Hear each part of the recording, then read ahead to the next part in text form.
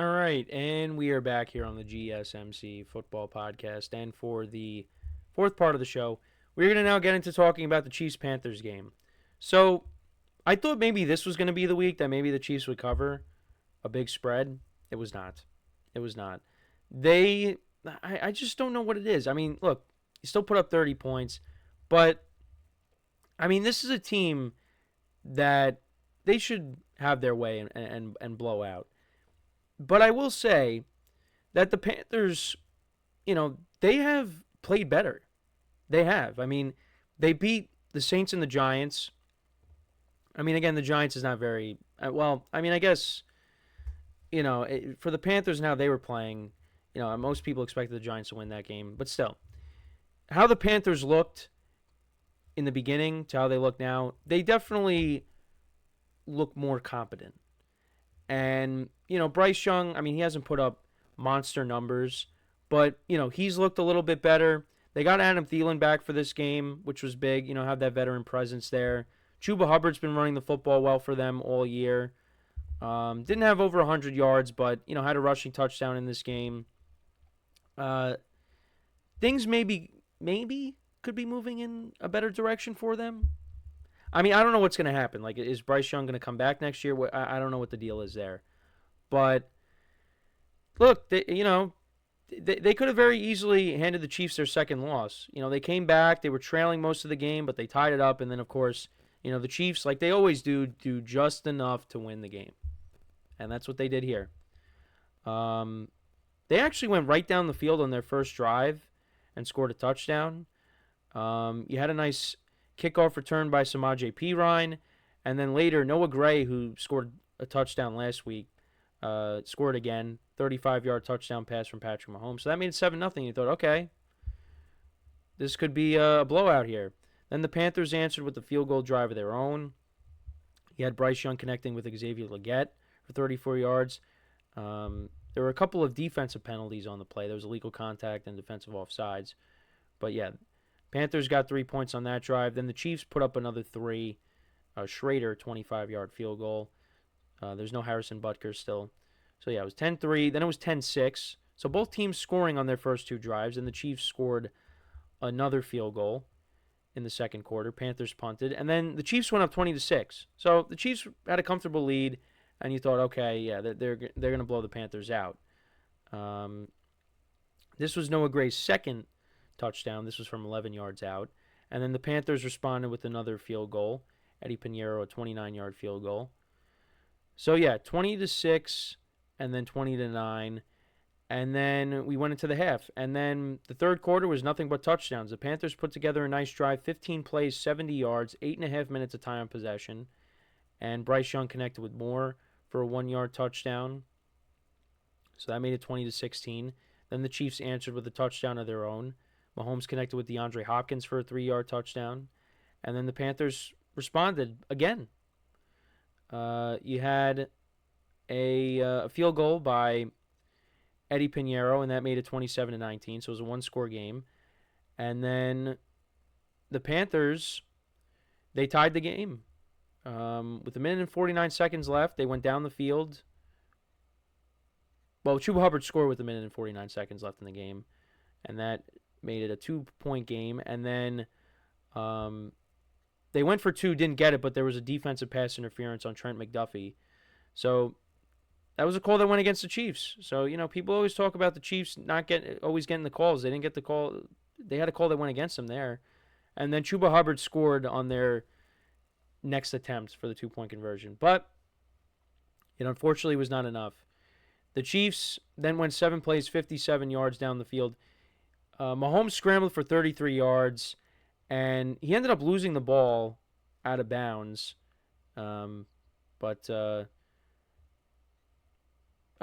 okay. So I guess they were reviewing whether he was out of bounds or not when he fumbled.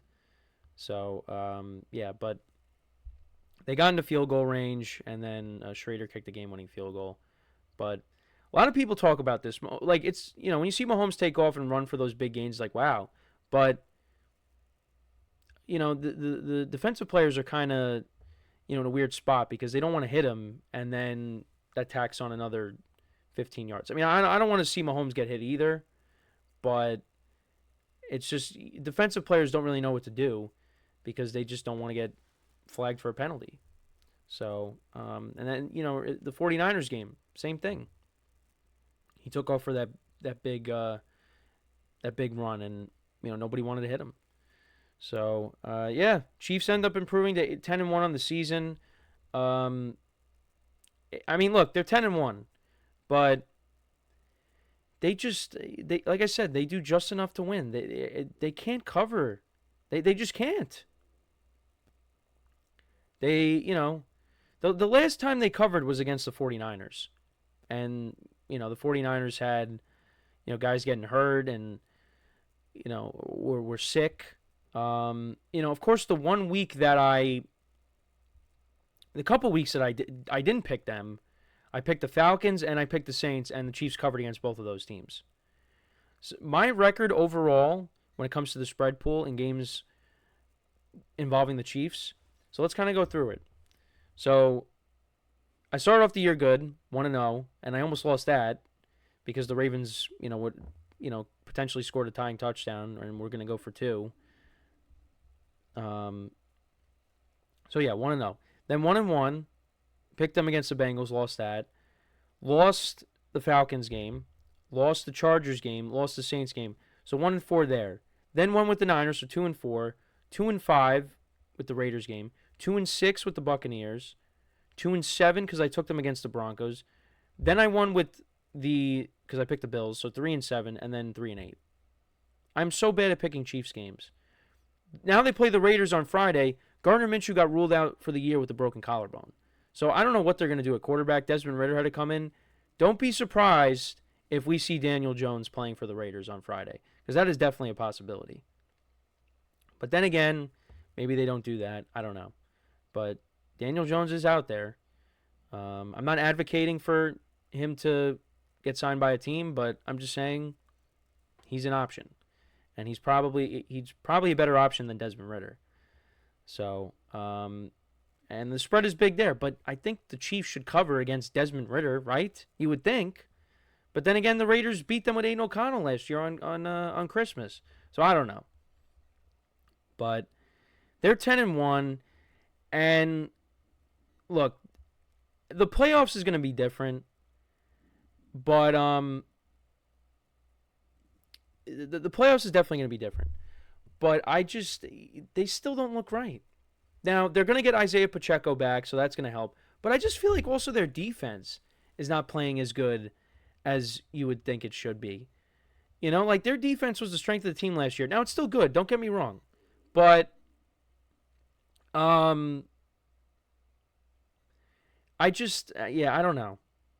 I don't know. They still look off right now. But you know what? They're 10-1, so who cares, right? But they still have some tough games coming up on the schedule. So we'll see. But yeah, you just kind of wonder when is this team going to put it all together? I guess maybe we're going to have to wait till the playoffs. But like I said, liked what I saw from the Panthers. They did show a little bit of fight there. Bryce Young these last couple weeks, again, his numbers haven't been spectacular, but he's definitely playing better. So, it's not like the Panthers are getting embarrassed every week now. Give them credit for coming back and fighting against the Chiefs. Like they could have easily won the game. But I don't know.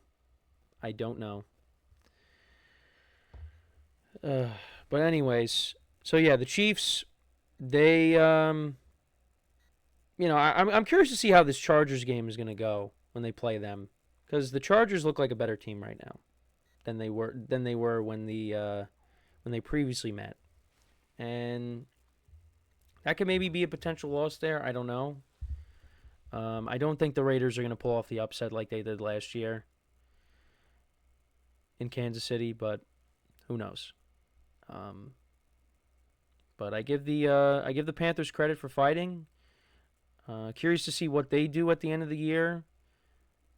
They probably, I mean, I guess they probably still move off of Bryce Young, but only time will tell. Only time will tell. So yeah, let me know what you guys think about this game, though. What were your takeaways from it? Again, the Chiefs are 10-1, but I mean, this is a game they should have handled their business, and they had a big lead. It's just they let the Panthers get back in it. So I actually wanted to look at how many total yards did they give up to the Panthers? They gave up a total of, if I can find it. Oh wait, let's go to the team stats. So total yards, they gave up 334 yards of total offense. Chiefs had 391, and both teams averaged 5.8 yards per play. Chiefs were better in the running department. 165 yards rushing in this game by them. 68 by Kareem Hunt, 60 by Mahomes. Noah Gray ended up being the leading receiver with 2 touchdowns. Kelsey had 62 yards receiving in this game as well. DeAndre Hopkins had a touchdown. Chiefs defense, 2 sacks on the day. Bryce Young, 263 yards, a touchdown. Adam Thielen in his debut, 3 for 57.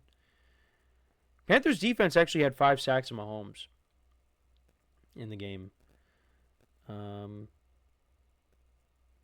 But yeah, I mean, they definitely, I mean, you got to give them credit. They have looked better than they have, the Panthers. It's just, even in a loss, I guess you'll take the moral victory there. But Chiefs are 10-1, so we'll see if they lose again in the regular season, which I think is definitely possible, but we'll see. So we're going to take our final break of the show now. When we come back, we will discuss the Ravens-Chargers game. We'll talk about the Harbaugh Bowl and who I have winning that matchup tonight. So for one final time today, stick around, and we'll be right back here on the GSMC Football Podcast.